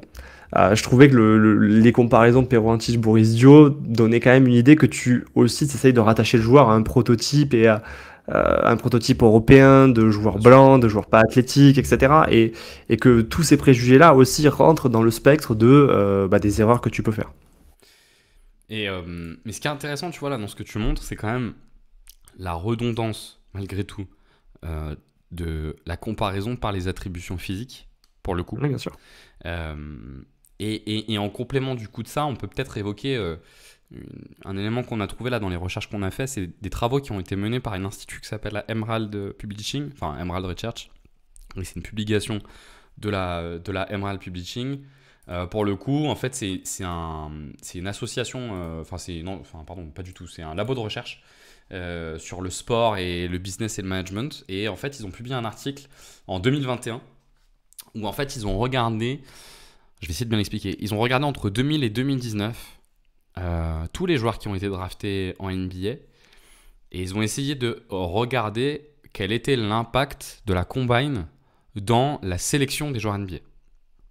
Donc, n'hésite pas à me poser des questions si je suis pas clair et si je me rends pas compte que je suis pas clair. En fait, ce qu'ils ont vu, c'est que le draft combine, si ta dimension athlétique montre ta supériorité durant le draft combine, notamment par les différents tests qu'ils peuvent faire, on voit un décalage dans les prédictions de draft d'avant le combine et la draft réelle. C'est-à-dire que le draft combine a tendance à vous faire monter vos places dans la draft. Jusque-là, rien d'étonnant. Enfin, rien d'étonnant dans le système NBA, parce que je pense qu'on est beaucoup aussi à se poser la question de l'intérêt du draft combine, quand même. Qui à un moment donné, c'est-à-dire que le draft combine, il t'impose de beaucoup de baser sur le physique, alors que tu as vu jouer les joueurs 80 matchs avant. Enfin, tu peux un peu te poser la question quand même de l'intérêt de tout ça. Mais en tout cas, ça permet de les comparer entre eux, etc. etc. Mais surtout, ce qui est intéressant dans l'étude qu'a fait dans le Emerald Publishing, ce qui est intéressant, c'est qu'il n'y a par contre pas de corrélation dans le succès qu'ils ont derrière en NBA. C'est-à-dire qu'en fait, le succès en NBA se retrouve plus par rapport aux prédictions d'avant-draft combine qu'aux prédictions d'après-draft combine. Enfin, qu'au réel de ce qui a été fait. Donc, ce que tu dis qu'effectivement, si tu prends en gros les mock drafts pré-draft combine, finalement, si on faisait une étude de corrélation entre le placement dans ces mock drafts et la carrière NBA qui suit, elle serait plus juste que celles qui viennent après le draft combine, où là, du coup, on tend à voir une décorrélation entre le positionnement dans la draft et la carrière qui sera menée derrière. Exactement. Ok. En fait, ce qui montre, c'est que le bump que tu as grâce au draft combine ne se confirme pas derrière dans la réussite de ta carrière. Pour le coup. Ce qui est hyper intéressant quand même, parce que là pour le coup ça montre le biais en fait physique et ça pose des questions sur quelles sont les qualités en fait à regarder chez les joueurs quoi pour le coup. Alors leur étude s'arrête à 2019. On a dit qu'il y a quand même un peu une bascule là depuis 2-3 ans, donc elle va pas jusque-là. Mais je trouvais que c'était un élément intéressant à ajouter, quoi. Oui, mais dans l'absolu, si on prend les drafts de 2002 à 2025, aujourd'hui, on n'est pas capable de toute façon d'évaluer En plus. les joueurs qui ont été draftés cette année, l'année dernière ou celle d'avant, où ils seront effectivement dans 2-3 ans. Donc c'est pas gênant. Mais effectivement, ce qui ressort, et je pense que c'est une tendance, et qui est en soi logique, c'est-à-dire que on est premier à dire que ce qui différencie déjà la NBA des autres ligues, c'est le niveau athlétique. Et donc, comme on dit, si tu n'as pas ce niveau athlétique-là, on pourrait se dire que t'es exclu en fait de cette ligue-là. Même si tu es très talentueux. Tu vois l'exemple de joueurs qui sont restés en Europe, qui ont été très bons en Europe, mais qui n'arrivent pas à passer le cap NBA parce que ils ont des déficits athlétiques. Il y en a. Et ça se comprend. Et du coup, on voit des joueurs qui, à l'inverse, font le chemin inverse et qui n'avaient pas le niveau de talent, mais avaient le niveau athlétique et s'en sortent très bien en Euroleague parce que, je sais pas, l'exemple de Mike James, par exemple, qui était un joueur très moyen en NBA, mais qui explose une fois qu'il arrive en Europe. Mais du coup, cette recherche de validation de profil athlétique d'un joueur fait que, du coup, tu remontes artificiellement dans la draft et pas au niveau du talent et des éléments de jeu qui, eux, passent peut-être au second plan, une fois le draft combine arrivé. Oui, parce que ce qui est intéressant à ajouter, c'est alors il y a une autre étude qui a été faite pour le coup par Frontiers, qui est une association de chercheurs notamment espagnols qui a regardé aussi ce qu'on regarde au draft combine, qui montre notamment que le seul élément qui n'est pas discriminant dans les qualités physiques, c'est les exercices de force du haut du corps, qui pour le coup ne marquent pas de différence dans la sélection. Et il note que c'est probablement parce qu'en fait tous les joueurs sont tellement au-dessus de la moyenne déjà qu'en fait ça n'a pas vraiment d'intérêt. Donc en fait c'est juste parce qu'ils sont tous tellement forts du haut du corps de toute façon que ça n'a pas vraiment d'influence pour le coup. Ok, et c'est marrant parce que là pour le coup quand je pense un peu aux préjugés qu'on a, pour le coup c'est un truc dans lequel je pense les joueurs européens sont en particulier mis en avant, mais du coup de toute façon là où ils pourraient rattraper c'est là où tout le monde est bon, donc effectivement c'est insuffisant. Et donc dans cette même étude, alors là c'est pas tant pour l'aspect à la discussion, mais c'est juste pour votre information, dans cette même étude ils essayent de tirer quelles sont les variables discriminantes dans le draft combine pour monter au draft combine, ça vous donnera un peu d'informations. Pour les meneurs de jeu, c'est le saut vertical, donc avec et sans élan, l'agilité via des tests de mobilité latérale et la vitesse sur les 3/4 du terrain. Ce qui n'est pas étonnant, en gros on veut des meneurs qui sautent haut, qui sont rapides et qui sont agiles. Sur les arrières, c'est l'envergure et la taille, le sprint, là pour le coup la capacité à sprinter, et la masse graisseuse, que la masse graisseuse soit faible. Sur les ailiers, c'est taille, envergure, saut vertical, donc c'est plus la sprint, mais c'est la capacité à sauter haut, et c'est là aussi la masse graisseuse plus faible. Sur les ailiers forts, c'est l'envergure, le poids, l'agilité, donc c'est les déplacements latéraux, et le rapport taille-vitesse. Donc on voit quand même qu'à chaque fois, la vitesse, elle est quand même hyper importante dans les éléments discriminants. Et sur les pivots, taille, envergure, masse graisseuse plus faible et une agilité qui est qualifiée de surprenante, pour le coup. C'est-à-dire qu'il y a une vraie décorrélation entre l'agilité et la taille, pour le coup. Oui, c'est ça. Et effectivement, c'est par ce jeu-là qu'on voit les différences qu'on note. Et est-ce que du coup, en fait, on peut généraliser en disant que un truc dont on parlait d'ailleurs en amont du podcast, où je te disais que tous les deux, on est un peu dans la même position. C'est-à-dire qu'on fait pas de scouting, notamment de NCAA. Et dans ton cas, toi, tu regardes pas mal quand même de basket européen, et moi, pas du tout. Donc, les prospects qui arrivent à la draft, moi, je les connais pas. Quand je devais essayer d'en parler, je les connaissais pas du tout. Toi, je pense que c'est pas mal le cas aussi, parce que les joueurs américains, du coup, tu les as presque pas vus. Et donc, moi, je disais que quand à l'époque, on faisait des previews entre guillemets en amont de la saison chez QBasket, j'essayais quand même de parler de ces joueurs-là. Et donc je m'appuyais sur les sites autant français que US qui font référence sur le scouting en fait. Draft Express, Envergure en France. Et ce que je disais, c'est que moi ce qui ressortait, c'est que je voyais qu'on parlait systématiquement des attributs physiques. Pour qualifier le joueur, les premières choses qu'on disait, c'était est-ce qu'il a une bonne envergure, la mobilité sur les jambes, est-ce qu'il a la vitesse horizontale, est-ce qu'il a une bonne verticalité, quelle détente il a. Donc en fait des éléments de premier pas, des éléments qui sont tous des éléments athlétiques. Et c'était comme ça qu'on disait si un joueur déjà il semblait viable ou pas en NBA. Et en réalité, c'est vrai que ça fait que quand tu regardes de ce point de vue-là, souvent tu comprends les argumentations qui mènent à des erreurs. Je regardais, et c'est une vidéo qui, moi, m'a pas mal orienté sur la thématique de ce podcast. Alors, je vais vous donner le nom sans me tromper. C'est un créateur de contenu que je connaissais pas et qui pourtant a l'air assez connu, qui s'appelle Michael McKelvey. Qui parle pas que de NBA, c'est peut-être pour ça que nous on n'en parle Texas, pas. Michael McKelvey. Exactement, clairement.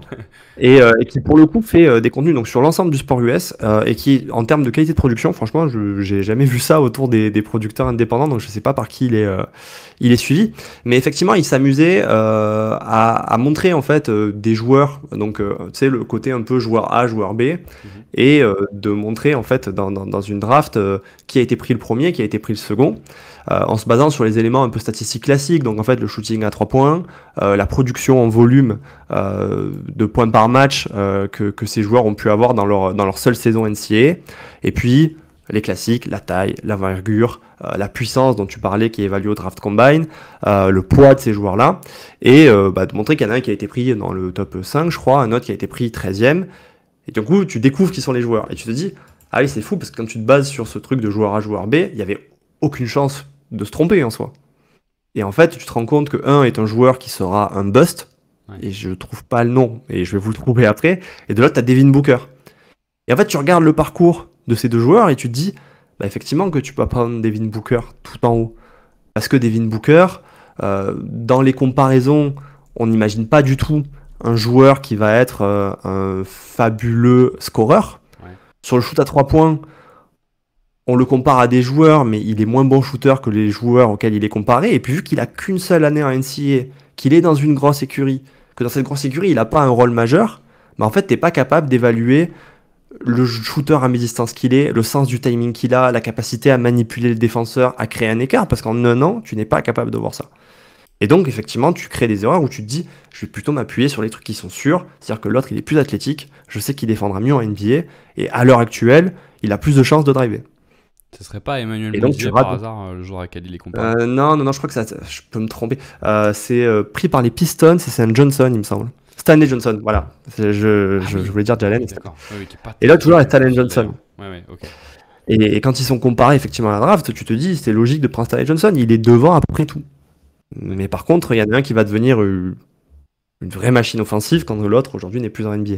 Et la vidéo est très intéressante, pareil, je pense que ça vaut le coup de la mettre parce qu'il aborde plein de points que moi j'ai évoqués et voilà, c'est cool à regarder. Puis ça pose effectivement la question des contextes en fait. Nous on en parle beaucoup quand on parle de joueurs, c'est-à-dire que vous avez des joueurs qui seront bons dans n'importe quel contexte, évidemment.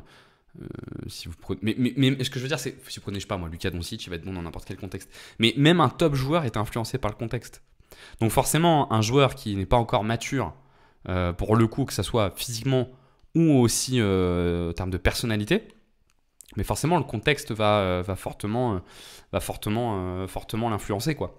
Oui. Oui.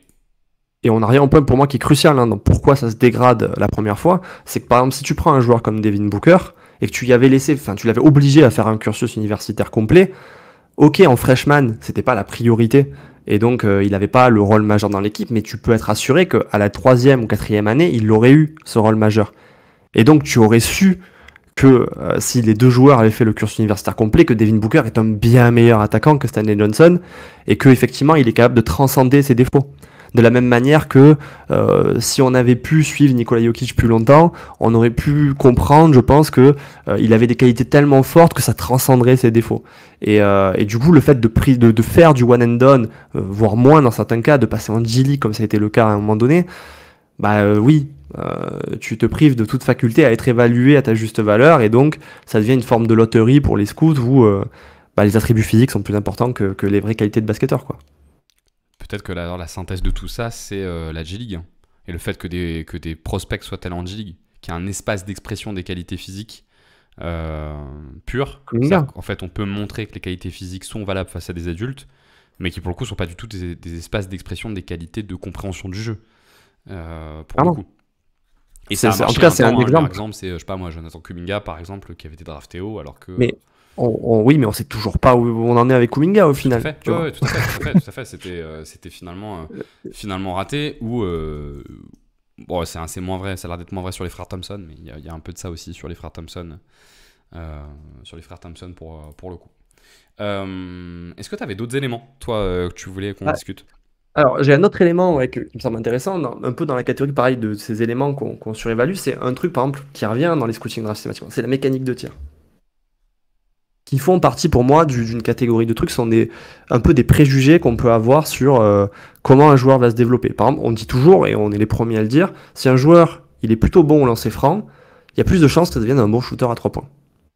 Si le joueur il a une mécanique, alors là je m'y connais pas du tout, mais une mécanique de lâcher qui est mieux faite que d'autres, bah du coup on a plus de chances d'imaginer que ça va devenir un bon shooter. Et donc il y a des joueurs, par exemple. Peut-être juste pour préciser. Attends, tu vas Ouais, préciser vas-y, toi-même? vas-y. Non, peut-être juste pour préciser en fait l'élément sur les scootings, c'est que pendant longtemps, on s'est basé sur la forme de tir. Mais on s'est rendu compte en fait avec le temps que la forme de tir n'avait pas trop d'importance et du coup les scouts ont choisi de plus se baser sur le pourcentage au lancer franc qui montre à quel point le joueur est à l'aise avec son mouvement de tir. Parce que la forme de tir, en fait, on a vu des mecs, je sais pas moi, Kevin Martin, comment il s'appelait Kevin Martin, qui avait un shoot dégueulasse et qui était un bon Kevin shooter. Martin, Enfin, voilà. Sean Marion, mais par exemple dans les exemples récents, tu vois, de joueurs sur lesquels on a eu des doutes à cause de ça, c'est Tyrese Haliburton. Si Tyrese Haliburton a une mécanique de tir normale, est-ce que Tyrese Haliburton ne monte pas dans la draft? Parce qu'en soi c'était un bon shooter, mais comme il avait un timing de tir un peu particulier et une shape un peu particulière, on s'est dit peut-être qu'il n'arrivera pas à devenir un bon shooter. Et effectivement, avant, tu avais des exemples comme Kevin Martin qui a fait une carrière, mais pareil, qui a été désévalué pour ça. Il y a eu Sean Marion, dont on n'a jamais cru qu'il était shooter, même à l'époque où il shootait, parce qu'on se disait, c'est pas possible, en shootant comme ça, on n'y arrivera pas. Et ça fait partie, je trouve, des préjugés qui vont, autant des préjugés, effectivement, de type basket à des apparences physiques. Je pense qu'effectivement, il y a des continents, c'est plus dur d'être drafté si tu viens d'un continent asiatique. C'est plus dur. Par exemple, je pense que l'exemple de Jeremy Lin est intéressant. Je pense que Jeremy Lin a eu du mal à avoir un rôle en NBA parce que on ne pouvait pas imaginer avec son background qu'il y arriverait, quoi. Juste pour finir la contextualisation de Tyrese Haliburton, pour le coup, en plus, c'est un joueur qui avait un faible pourcentage de réussite au lancer franc à Iowa State. Il tournait à 60% au lancer franc, ce qui est nettement monté depuis. Et le deuxième élément que pouvaient regarder les scouts qui pouvait inquiéter, ce que les scouts aiment regarder, c'est la hauteur du release, donc la hauteur de la fin de shoot, parce que est-ce que vous êtes contesté ou pas, ou est-ce que vous arrivez à sauter la contestation ou pas pour le coup. Ce qui d'ailleurs parfois est un handicap pour Tyrese Haliburton. Mais bon, c'est encore un autre sujet, mais qui parfois est un handicap quand les défenses commencent à passer au-dessus de l'écran. Où là, pour le coup, Et en gros, c'est de dire que effectivement, on est dans la recherche d'indices basés sur ce type d'éléments-là, comme les éléments d'envergure, de taille, de qualité athlétique, etc., dont on parlait d'abord, parce que justement, comme on n'a pas vu les joueurs se développer, comparé aux versions de la NBA passée, il y a quand même beaucoup de raisons, je trouve, de considérer que c'est beaucoup plus dur de drafter aujourd'hui et que c'est pas juste le high contact est meilleur que la data et ce genre de choses, c'est juste que il y a trop de choses qui entrent en jeu avec l'internationalisation du jeu et on va dire le fait que les joueurs arrivent beaucoup plus jeunes qui font que c'est dur, quoi. C'est vraiment dur. Et t'as raison aussi sur la question du cursus que fait le joueur même et de sa progression anticipable. Tu vois, si on garde l'exemple de Tyrese Haliburton, sur sa première saison à Ohio State, il y a quelques brides parce que les pourcentages sont pas dégueux, mais c'est un joueur faible avec un gros temps de jeu pour le coup. Hein. Il tourne en gros à 6 points, il tourne à 6 points, 3 passes en jouant 35 minutes par match. Et il a une explosion de l'année 1 à l'année 2 où d'un coup, avec le même temps de jeu, il passe à 15 points, 6 passes d'ess. Et donc, s'il décide d'y aller en tant que freshman, probablement qu'il est drafté encore plus bas, quoi. Alors qu'en fait, tu sais pas trop comment il va évoluer, effectivement. Et c'est là où, effectivement, l'importance de rester longtemps, en NCAA, c'est la stabilisation du profil, pour le coup.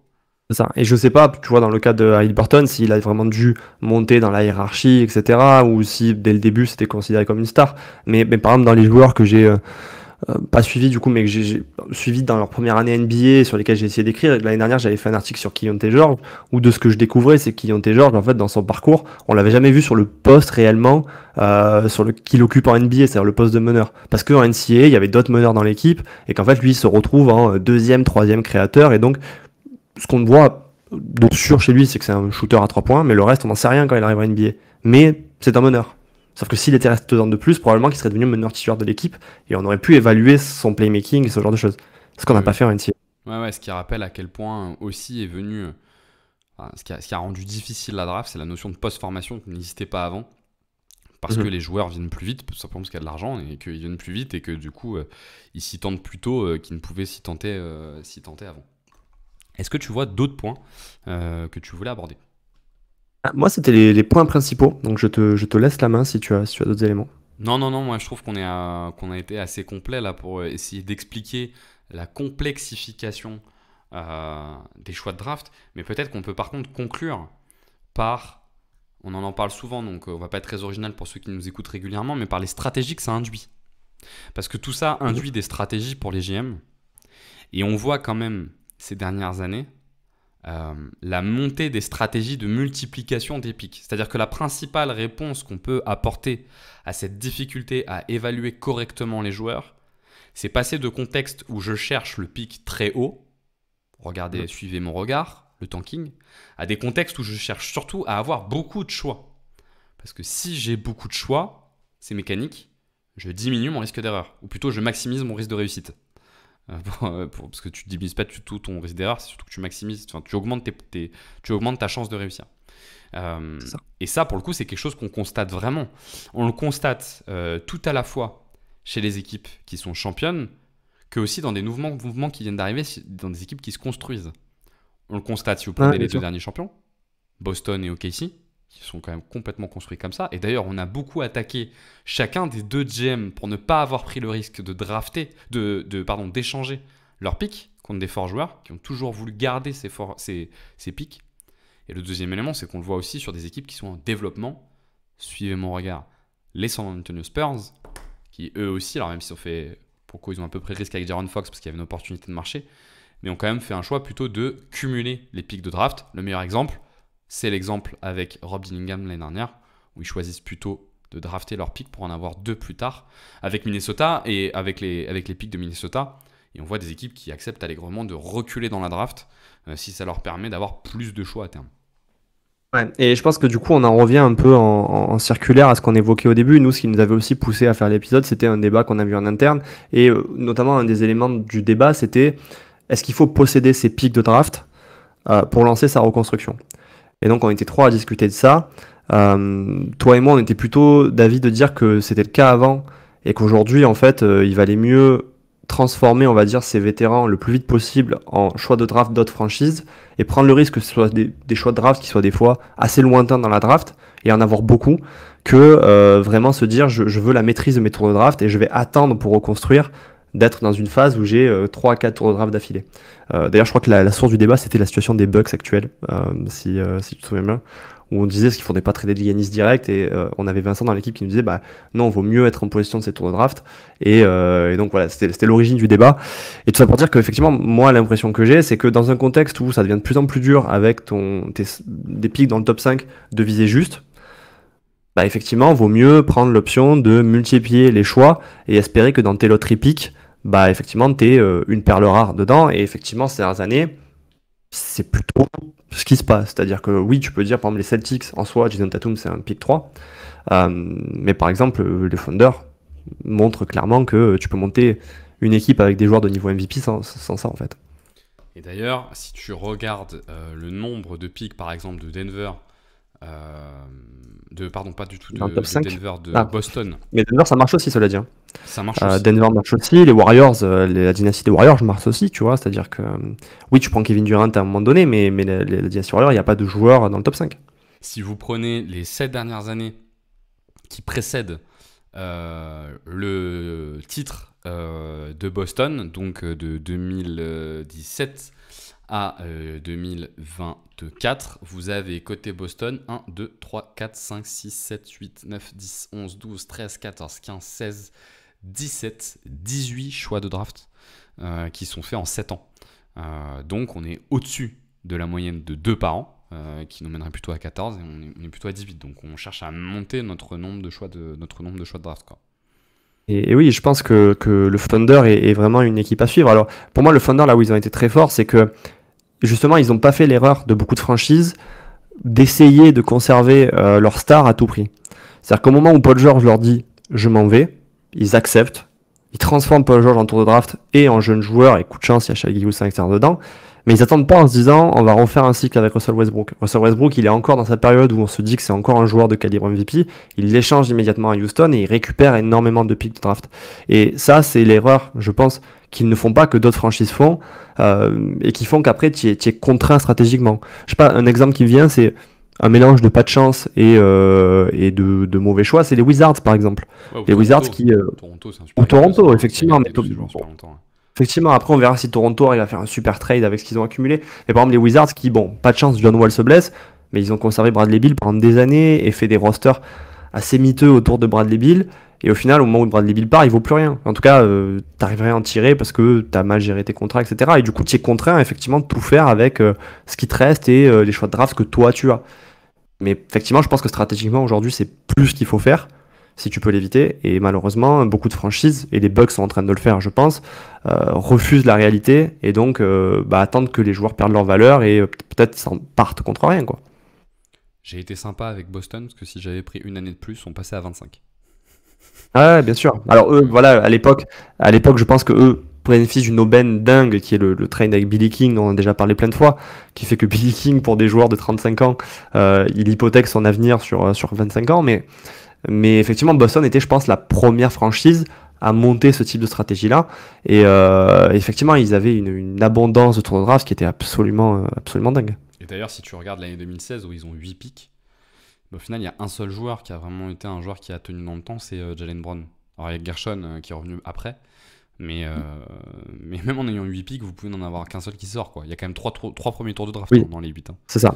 Après, c'est là tu vois la qualité de la franchise. C'est-à-dire, par exemple, le Thunder a très bien géré parce qu'ils sont bons à la draft, alors que Boston, effectivement, a été plutôt mauvais et a enchaîné les drafts de mauvaise qualité. Et ce, alors que, pourtant, dans l'eau, ils ont eu pas mal de choix de draft très élevés. Hein. Il y a eu beaucoup de ratés énormes. Et dans la catégorie, tu vois, ratés énormes, pour moi, les Suns sont vraiment emblématiques de ce truc-là. C'est-à-dire que les Suns, de toute la période post-Nash, qui voient effectivement la draft de Booker, c'est une catastrophe. Si tu regardes l'historique des tours de draft, par exemple, eux étaient dans la recherche à tout prix d'intérieur pour compléter effectivement leur, on va dire, un duo éventuel avec Devin Booker. Mine de rien, il y a eu Alex Len, il y a eu Dragan Bender dans ceux qui me reviennent, mais il y en a eu d'autres. Il y a eu d'autres échecs assez notables. Et ça finit quand même, je pense, en 2018, où tu rates volontairement Luka Doncic parce que tu veux toujours ton pivot et que tu prends DeAndre Ayton, qui en soi n'est pas un mauvais joueur, mais qui fait que tu rates peut-être le joueur de la décennie, quoi, ou un des 2-3 joueurs de la décennie. Dragan Bender, Papagiannis, Labissière, Devon Reed, DeAndre Ayton, la liste de ces pivots là qui n'ont pas réussi, on pourrait presque rajouter. Il y en a un qui finit aux Warriors aussi. Enfin, ouais, Josh Jackson sur les postes, sur les ailes, effectivement, il y en a beaucoup. Et puis c'est marrant de voir qu'ils n'ont pas donné leur chance aussi à des joueurs qu'ils avaient bien draftés comme Bogdanovic, qui ont plutôt réussi ailleurs après, ou Toumani Camara, qu'ils avaient drafté 2023. Qu'ils avaient dû envoyer contre Portland, donc c'est Nurkic pour le coup. Ouais. Pour le coup, mais bon là c'est encore une autre logique. Jérôme, je pense qu'on a fait un bon tour là sur notre sujet. Ouais. Peut-être que ce qui pourrait être intéressant à ce stade, c'est que les auditeurs aussi donnent leur avis, nous disent également ce qu'ils ont compris. Il y a peut-être des choses qui n'ont pas été très claires. Enfin, je trouve que ça peut être intéressant aussi de faire de ce podcast un espace de discussion. Aussi de nous dire si vous aimez ce genre de podcast qui est un peu plus exploratoire pour le coup. Parce qu'en fait, il y a beaucoup de choses sur lesquelles il est difficile pour nous aussi d'avoir l'entièreté des informations parce que les franchises sont quand même assez secrètes sur ce qu'elles font et sur comment elles draftent. Nous, on essaye de recouper ce qu'on a. Donc surtout, n'hésitez pas à compléter, donner votre avis, et puis on espère que ça vous aura plu. Est-ce que toi, tu vois peut-être un dernier élément à ajouter ? Non, peut-être qu'on peut faire effectivement un petit récap, parce qu'il y a toujours l'idée quand on lance un podcast de comment on l'imagine dans notre tête, et puis après comment il se déroule dans les interactions qu'on a. Peut-être que c'était pas hyper structuré, ou peut-être qu'effectivement on n'a pas dit tout ce qu'on voulait dire, mais du coup dans l'idée pour toi, quels sont par exemple les 3 points que tu retiennes qui ont fait peut-être cette dégradation dans la faculté des franchises à drafter à l'issue du podcast? Je pense qu'effectivement, toi tu l'as bien mis en avant, mais la dimension de la multiplication des sources de joueurs, elle est intéressante parce que la multiplication des sources de joueurs, elle occasionne des pertes de repères. Je pense qu'en fait la notion de perte de repères, elle est absolument essentielle que ça soit sur cet élément-là, que ça soit sur la transformation rapide du jeu, ou que ça soit sur le fait que les joueurs viennent plus vite en NBA. Et du coup, le quatrième élément qui viendra avec ça, c'est la surreprésentation de la dimension physique, pour essayer de se stabiliser sur un petit truc et sur le seul élément de comparaison qu'ils ont à égalité en fait entre chacun des joueurs, quoi. Ouais. Et toi, ça serait quoi?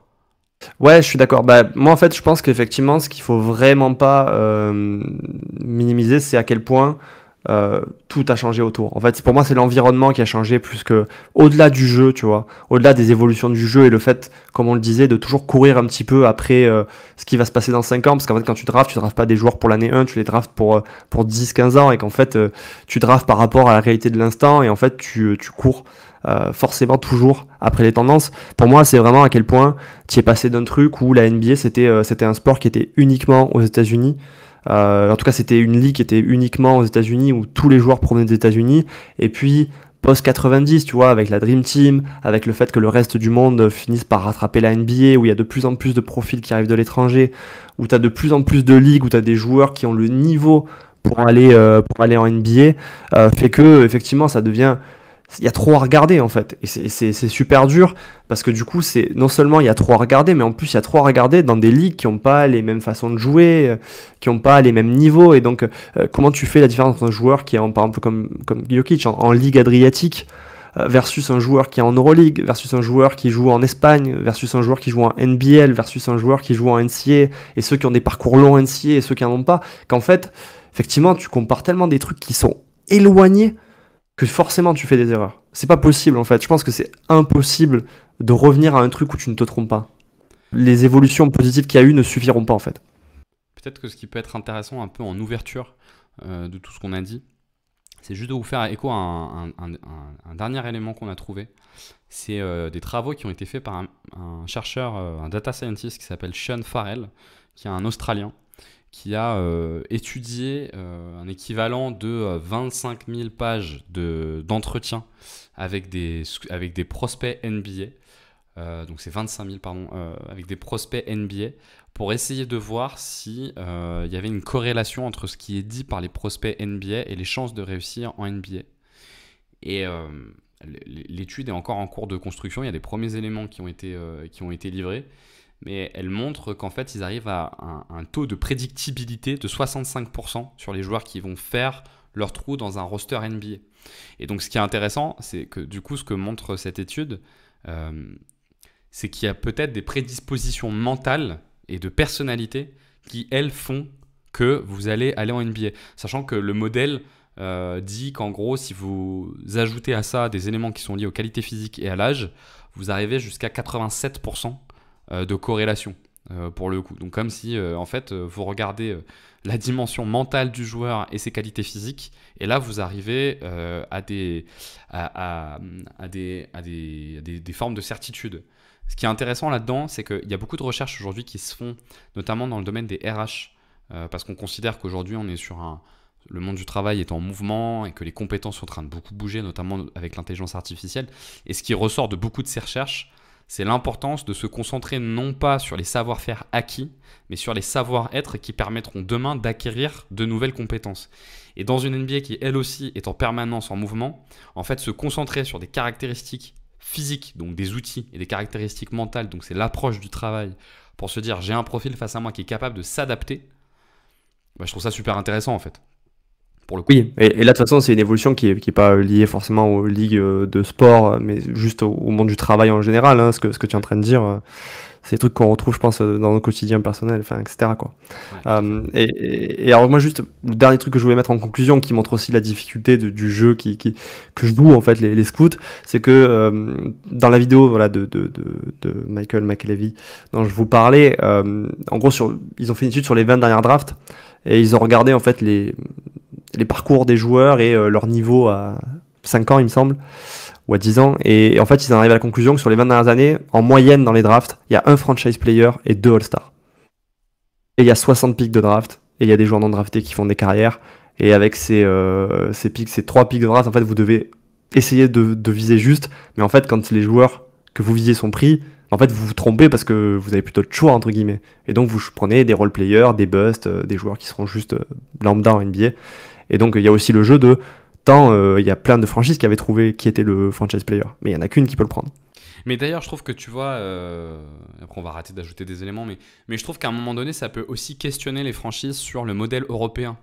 Le modèle européen, on a dit 95, Kevin Garnett arrive en NBA, c'est la notion de formation des joueurs NBA une fois qu'ils sont draftés qui est introduite. Mais pour autant, la NBA est jamais allée complètement à fond là-dedans, dans la notion de formation. Là où pour le coup l'Europe, c'est un vrai savoir-faire qu'a l'Europe au travers du foot mais aussi au travers du basket, c'est qu'elle introduit dans ses coaching staff et dans sa logique une vraie logique de formation. La NBA a essayé de le faire, hein. C'est la G-League, la G-League concrètement c'est ça n'a pas marché parce que c'est pas un environnement compétitif. Enfin, ça n'a pas marché, c'est pas tout à fait vrai. D'ailleurs, il y a des joueurs pour qui ça a marché. Je dis ça n'a pas marché, mais c'est pas tout à fait vrai. Ça a globalement pas trop marché. Mais peut-être qu'on peut se demander d'ailleurs si peut-être la prochaine révolution de la NBA, c'est pas d'aller à fond dans la notion de formation, quoi, tu vois, pour le coup. Ouais, là ce serait, je pense, un autre sujet parce que effectivement c'est aussi remettre en question un modèle qui commence très très tôt aux États-Unis parce que en fait l'évaluation des joueurs commence dès l'adolescence voire la préadolescence aux États-Unis, elle commence avec notamment la AU et ce genre de choses et en fait c'est un modèle effectivement qui a été mis dans le modèle scolaire de bout en bout et donc c'est vrai que en fait s'impliquer là-dedans et changer ça, c'est revoir un modèle qui est extrêmement ancré dans la culture américaine aussi donc c'est vrai que c'est un vrai challenge. Mais on peut s'attendre à des mouvements parce que quand même le basket américain fait beaucoup de constats sur son incapacité à maintenir l'écart qu'il a avec les autres nations en termes de qualité de joueur. Donc c'est des choses qui peuvent bouger et on entend souvent Adam Silver en parler d'ailleurs. Une fois de plus, la G-League était un bon exemple de ce qu'ils ont pu tenter, l'ouverture aussi sur des ligues de développement, etc. Voilà, on est curieux d'avoir votre retour, on espère que ça vous a plu. N'hésitez pas à mettre des commentaires, on se fera un plaisir de vous répondre. Et puis, comme d'habitude, restez connectés, on trouvera rapidement de quoi parler. À plus!